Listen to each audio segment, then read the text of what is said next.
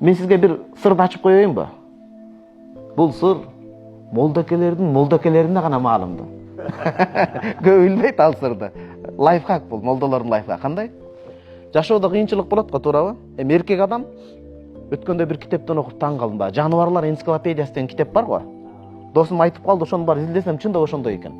Алла Таала жаныбарлар ааламын жараткан. Бул дагы бир ааламдын бөлүгү. Демек андан биз өрнөк сабак алышыбыз керек. Эркек адамдын көп окшоштугу карышкыр менен окшоштугу бар экен да. Астагфирулла, сен бизде карышкыр дедиң. Жок, шашпай туруңуз. Кайсыл тараптан окшотуп атабыз? Карышкыр көкчал башына сыноо келбесе, ал көкчал болбойт экен да.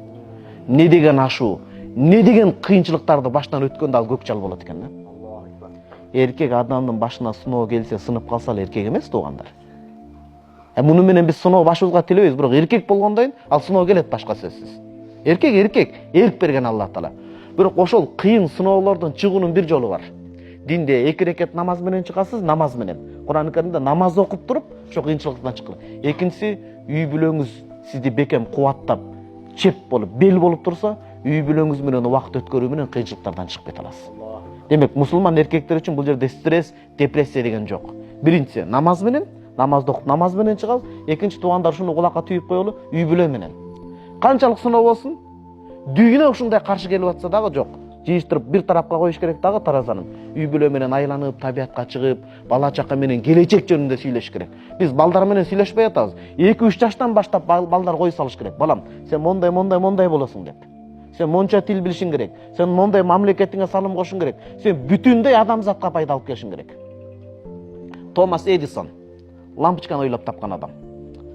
Бизде кызымды атайын кыйналып болсо да башында азыр Аллага шүгүр, умрага барып кишин акча чыгып калды. А башында акча кыйналса дагы мен карызданып жүрүп баламды, кызымды, улуу кызымды, анткени улуу баланы жакшы окутуш керек. Биринчи кызбы, балабы жакшы окутсаңыз кыйналып, кийинкисин өзү окутуп кете берет. Улуу кызымды жакшы мектепке жайгаштырууга аракет кылдым. Ошондо биринчи классында ошо Томас Эдисонду окутуп атат. Диний тараптан Томас Эдисонду бул Кудайдан жок ачкан экен дебеңиз. Ал жерде Куран, сүннөт, сыйр анан кошумча окутуп атат дейин. А то кое-какие братья капа болуп калбасын анан. Ошон үчүн туугандар, ошол Томас Эдисонда да энеси шык берип атпайбы тууган? Ал капы кайырдын, бизге кереги жок дебеңиз. Ата-эне шык берип атат. А негизи пайгамбарыбыз саллаллаху алейхи берген дем. Пайгамбарыбыз саллаллаху алейхи жашоосунда Анас ибн Малик 10 жылдын ичинде бир да жолу мындай жүрөгүнүн суусун алган эмес да. Катуу мындай жемек алып урушкан эмес. Бир нерсени кылбай койсом, неге кылбадың, жакшы жагын не кылдың деген эмес, сүйүү менен тарбиялаган дейт. Ошо сүннөттү европалык балдардын гений кылып атат да. Томас Эдисон ошондой лампочканы ойлоп тапкан адам алгачкылардан. Аллах Таала илхам кылып жүрөгүнө салып туруп мээнетине жараша. Энеси мектептен жана деңгээли начар болуп мектептен чыгарганда айткан, балам деген. Карасаңыз, кандай подход, кандай мындай бир мамиле кылган. Балам деген, көрсө бул мектептен чыгарып коюшкан баласын өзү. Айткан, бул мектеп сенин деңгээлиңди канааттандыра албайт экен деген. Сенин деңгээлиң ушундай жогору экен, башка мектепке дегенде элестетсең, дем. Балага дем бериш керек. Баланын жанында туруш керек. Азыр биз жаш кезинде ата-эне баланын жанында турбасак, эртең биз жалгыз калабыз туугандар. Биз кимге ишенебиз тууган? Досторуңуздун көптүгү менен мактанбаңыз. Досторуңуздун көп, анткени сыноо келген сайын досторуңуз иргелип азаздан кала берет. Сыноо келген сайын акыреттик эле достор калат, иргелип жана энелерди элек менен буудайды элейт го, унду. Эленип кала берет да.